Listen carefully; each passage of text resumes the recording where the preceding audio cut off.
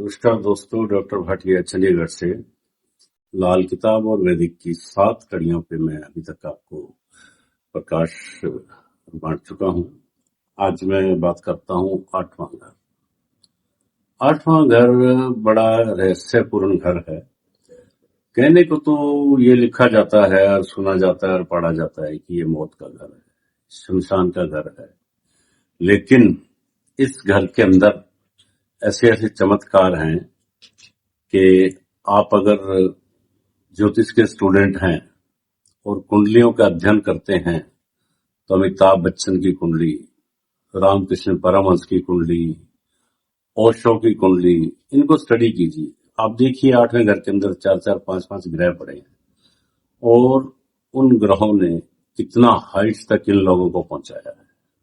ओशो के मुकाबले आज कोई ऑरेटर नहीं है जितना उसने ज्ञान दिया है। अमिताभ बच्चन के बारे में सब जानते हैं। रामकृष्ण परमहंस, इतना जबरदस्त अतीन्द्रिय ज्ञान था उनको, कोई मुकाबला नहीं है उनका। तो 8वां घर जो है मौत के अलावा, शमशान के अलावा लिगेसी का भी होता है। लिगेसी का मतलब विरासत में धन मिलना। कोई आपके लिए कितना धन छोड़ के जाएगा। कभी कभी दत्तक पुत्र जैसे 5वें घर से देखते हैं, कुछ लोग गोद ले लेते हैं, गोदनामा होता है, उस बच्चे को कितना धन मिलेगा विरासत में।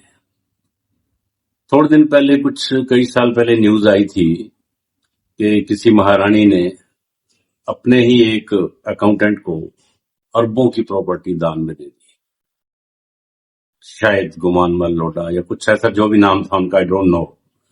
लेकिन वो एक ऐसा उदाहरण है कि अपनी संपत्ति को दूसरे को दान में दे देना, विरासत में दे देना, ऐसे योग कुछ ही लोगों की कुंडली में होते हैं जिनको इतना पैसा मिलता है। तो 8वें घर की अगर बात हम डिटेल में करें तो ये घर रिसर्च का भी होता है। रिसर्च इन सेंस कि आदमी कितना गहरा जा सकता है किसी फील्ड के अंदर, चाहे वो ज्योतिष हो, चाहे वो साइंटिस्ट हो जो रिसर्च का काम करते हैं, स्पेस में मिसाइल्स को भेजते हैं, यान भेजते हैं। यानी वैज्ञानिकों की कुंडली अगर हम देखें तो 8वां घर स्टडी अगर आप करेंगे तो आप पाएंगे कि वो लोग कितना डीपली जाते हैं, उनकी स्टडी कितनी डीप होती है। माइंस का जो काम करते हैं, गहरे जाके उनको पैसा कमाना पड़ता है। डायमंड्स का जो काम करते हैं, ऐसे लोगों की कुंडलियां अगर हम अध्ययन करें तो इनका 8वां घर जो है उसको हमें टच करना ही पड़ेगा। लाल किताब की अगर हम बात करते हैं तो लाल किताब के अंदर ये दक्षिण दिशा मानी जाती है, कुंडली का 8वां घर। और भूमि का ये भाग ऐसा है कि इस पे राशि तो होती है वृश्चिक और इसका स्वामी होता है शनि, और मकान इस पे किसने बनाया है? मंगल। इसलिए शनि और मंगल का इस घर पे पूरा प्रभाव रहता है। अब आप ये देखिए कि मंगल की अगर मैं बात करता हूं तो एक सैनिक फौजी होता है, इसका संबंध भी मंगल से होता है क्योंकि लोगों को मौत के घाट उतारता है, अपने देश की रक्षा के लिए लोगों को मारता है, लेकिन उसको दोष नहीं लगता। इसी तरह कोई जल्लाद होता है जो फांसी देता है, मौत के घाट उतारता है लोगों को, लेकिन उसको कोई सजा नहीं मिलती। तो इस तरह के जब हम उदाहरण देखते हैं तो फौजी और जल्लाद दोनों की अगर स्टडी करनी है तो इनका 8वां घर देखना जरूरी है।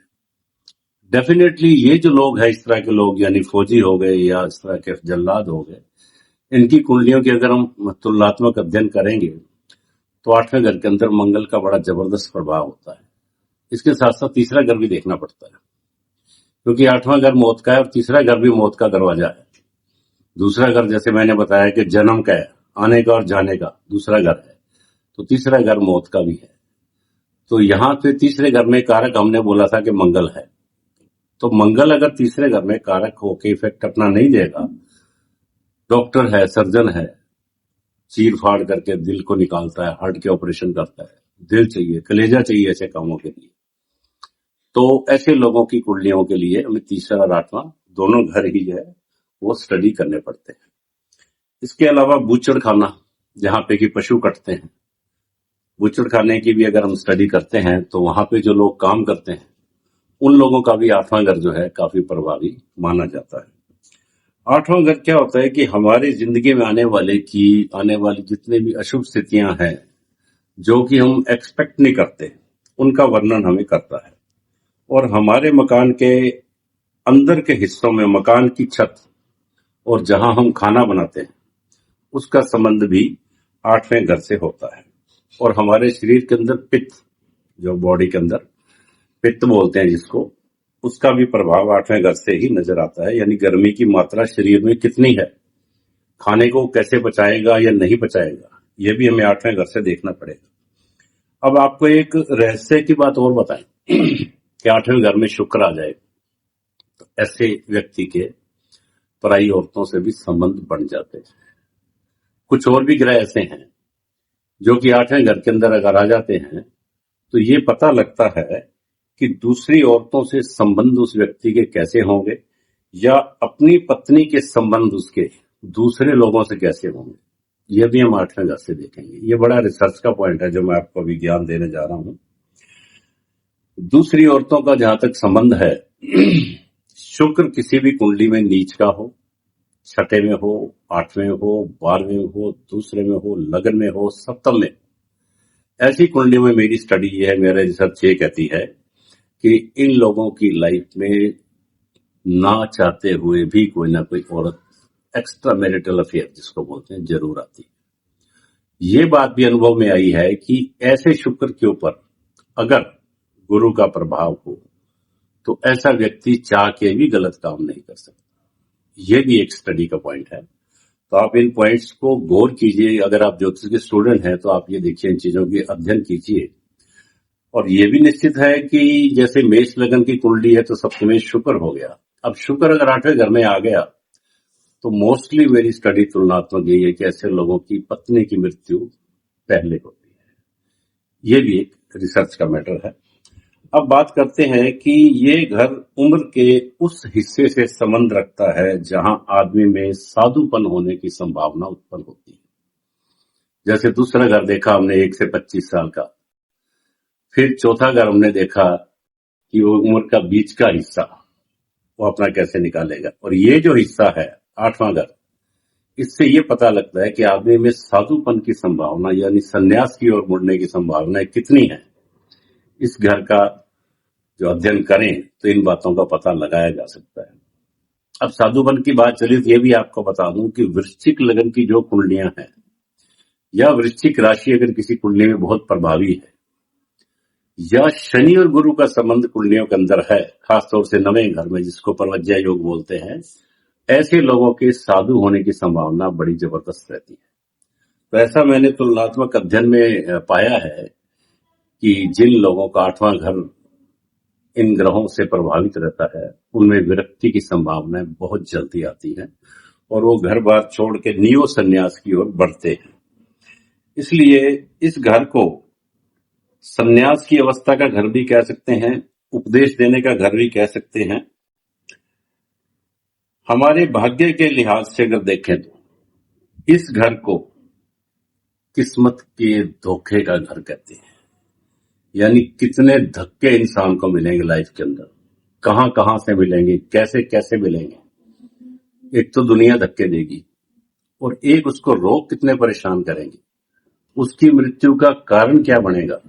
ये चीजें भी आठवें घर से हम स्टडी करते हैं। तो आपको इस चीज का स्टडी करते समय बहुत ध्यान रखना है कि दिशाओं का भी ध्यान रखना है। दक्षिणी दीवार का कारक है ये घर की, और दक्षिण दीवार के अंदर आप देखो क्या क्या आपने सामान रखा है घर के अंदर, खास तौर से दवाइयां अगर आप रखते हैं उस घर के अंदर तो वो शुभ लेंगी और अच्छा उनका असर भी अच्छा मिलेगा, उससे ट्रीटमेंट जल्दी होगा उसका। धन की हालत की अगर मैं बात करता हूं तो दूसरे के काम हमारा धन कितना आएगा इसका संबंध भी इसी घर से ही देखा जाता है। यानी हमने पैसा तो कमा लिया लेकिन वो हमारे काम आएगा या दूसरे काम आएगा, बच्चों के काम आएगा, इसकी स्टडी करोगे तो आठवां घर आपको स्टडी करना ही पड़ेगा। यह मौत का घर है और दुनिया में से हमेशा कूच करके जाने का घर है। दुनियावी तौर पर हमारी दुश्मनी, हमारी बीमारी और हमारी क्या क्या इसके अंदर कमियां रहेंगी, ये सारी चीजें आठवां घर में बताता है।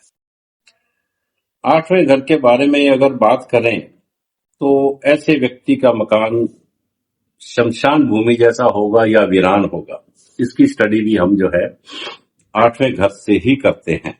अगर उसके स्टार खराब है तो वो डेफिनेटली ऐसे मकान में रह रहा होगा जो वीराने की तरह होता है। और जिस्म के अंगों की बात करें तो हमारी पीठ का कारक है, बैक साइड का। पीठ के दर्द हो किसी को, पीठ के संबंधित रोग हों, स्पाइनल के रोग हों, तो उसको सेकंड और 8वें घर की, 5वें घर की, सूर्य की, इन सब चीजों की कंपैरेटिव स्टडी करनी पड़ेगी। तभी पकड़ में आता है कि उसका 8वां घर जो है किस तरह का है। और अब मैं बात करता हूं 8वें घर की, कि इस घर के ग्रह को जगाते कैसे हैं। 12वें घर के जो ग्रह हैं और दूसरे घर के जो ग्रह हैं वो इस कुंडली के अंदर जगाने का काम करते हैं। दूसरा घर अगर खाली है तो उसको हमें जो है जगाने के लिए उसमें कुछ ना कुछ ट्रांसफर करना पड़ेगा। जैसे दूसरा घर मंदिर का है तो कुछ चीजें ग्रहों से संबंधित अगर मंदिर में पहुंचा दें तो उस घर के अंदर जो है 8वें घर को जागृत किया जा सकता है। तो दूसरा, छठा, 8वां और 12वां, इनका एक कोरिलेशन है 8वें घर के ग्रहों को जगाने का। तो इस कोरिलेशन को मेंटेन करने के लिए इसकी स्टडी करनी बहुत जरूरी है। और 8वें घर की अगर लास्ट में मैं बात करूं तो जिंदगी में कितने टोने, कितने टोटके, आपको कितने तरह की मारण मंत्र, वशीकरण मंत्र आपके ऊपर होते हैं। आपको तुलनात्मक अध्ययन ये करना है कि राहु और चंद्रमा, राहु और सूर्य, राहु और मंगल, इनके कहीं प्रभाव तो आपके ऊपर नहीं है। अगर आपकी लगन का इन ग्रहों से पिटी हुई है तो डेफिनेटली 8वां घर एक्टिव हो जाता है और आपकी मृत्यु का कारण भी वही बनता है। इसलिए आप जब भी ड्राइविंग करें तो अक्सर सड़कों पे आप जाते हैं, देखते हैं कई नींबू मिर्चे फेंके हुए होते हैं, उसके ऊपर से गाड़ी ना निकले। जयपुर के अंदर मैं जाता हूं अक्सर तो किसी चौक पे इस तरह से चकारे निकाल के पानी फेंका होता है और वहां पे नींबू मिर्चें और मटकी वटकी टूटी है, पता नहीं क्या क्या सामान डाल के जाते हैं लोग। ये सारे के सारे जो कारनामे हैं वैसे तो करने ही नहीं चाहिए, ये सब पुराने टाइप की बातें हैं। लेकिन लोग कहते हैं कि इनका असर जरूर होता है और मैं भी ऐसा मानता हूं कि ये जो चीजें किसी को मारने के लिए की जाती हैं कहीं ना कहीं तो अनिष्ट आदमी का होता ही है। तो आदमी को, हम एक लेमैन को इन सब चीजों से बचाव रखना चाहिए और अपने घर के बाहर उसको भी एक नींबू मिर्चें या कोई ऐसी पत्तियां या अशोक की पत्तियां टांग देनी चाहिए ताकि जो इस तरह की चीजें हों वो उसको नुकसान ना करे। तो आज मैं आपको इतना ही बताऊंगा और कल मैं आपसे बात करूंगा 9वें घर की, जो कि हमारे भाग्य का है, पिता का है, धर्म का है। कल चर्चा जारी रखेंगे। Thank you very much.